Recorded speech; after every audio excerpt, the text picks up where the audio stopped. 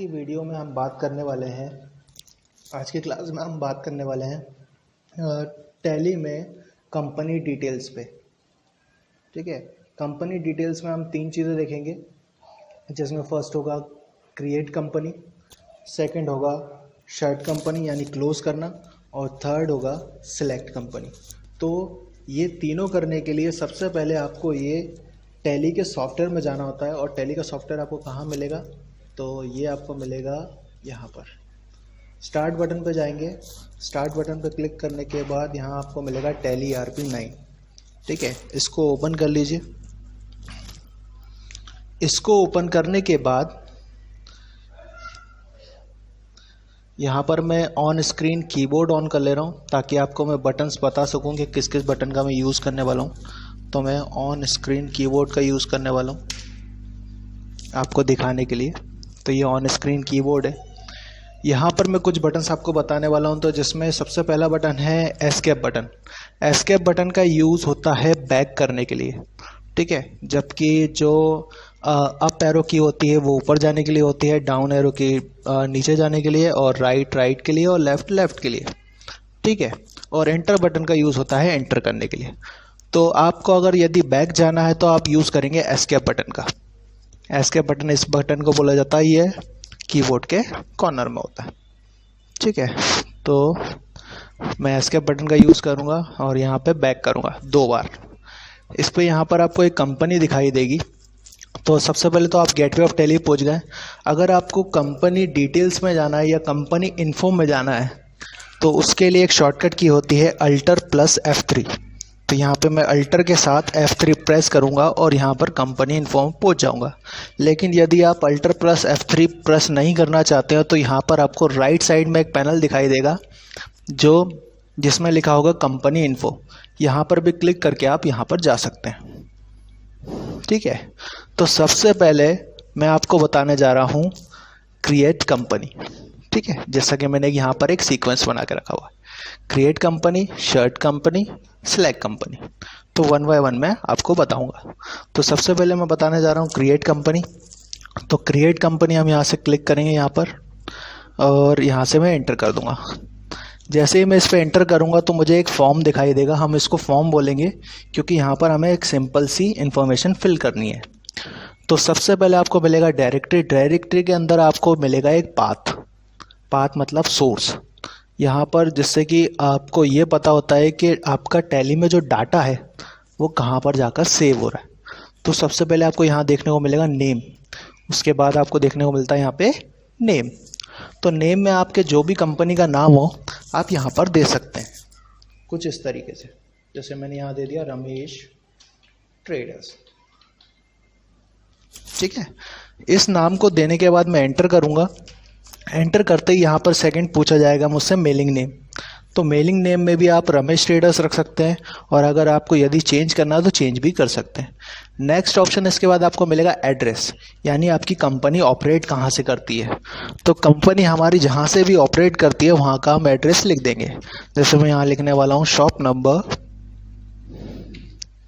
45 new market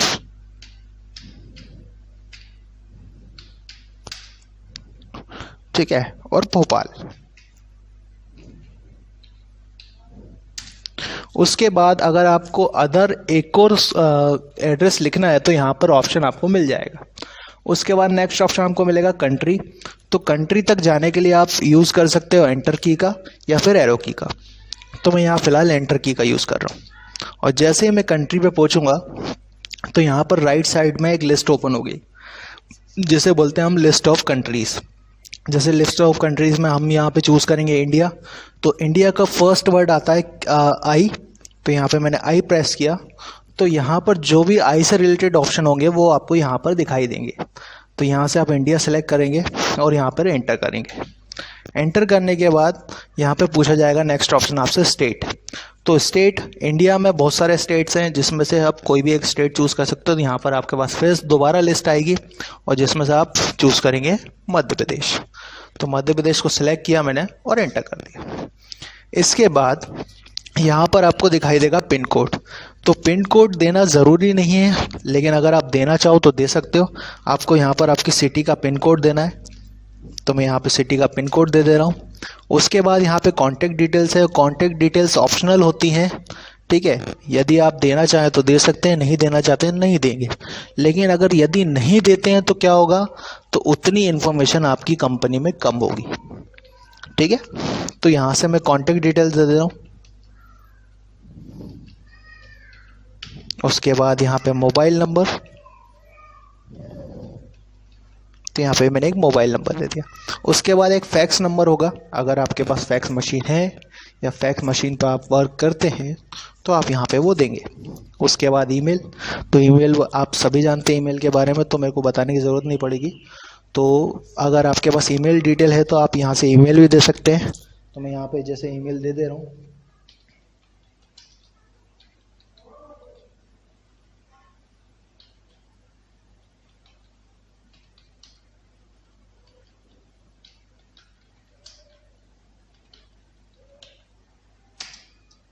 ठीक है।